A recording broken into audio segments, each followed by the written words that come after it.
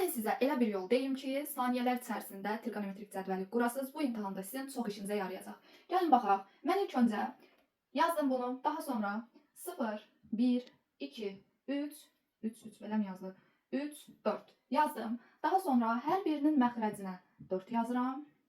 4'ləri də yazdım. Növbəti addımda isə hər birini kök işarəsinin daxilində bu formada yazıram. İndi isə gəlin hesablayaq. Görək, burada nə alınır? Bu mənə 0 verdi. Düzdür. Bu mənə 2'də 1 verər. Bunu hesablasaq kök altında 2 bölünsün 2 verər. Bunu hesablasaq kök altında 3 bölünsün 2 verər. Bunu da 1 olaraq yazdıq. Kosinusda nə edəcəm? Tərsinə. 1 kök altında 3 bölü 2, kök altında 2 bölü 2, 1 bölü 2 və 0. Yaxşı, bunu yazdıq. Bəs tangenslə kotangensi nə edəcək? Tangens, kotangens. Bunları nə edərik? Tangens nədir? Sinus bölünsün kosinus, düzdür. Kotangens nədir? Kosinus bölünsün sinusdur. Əgər burada da yaxşı yadınızda saxlaya bilmirsinizsə, fikir verin. Kotangens c, kosinus c.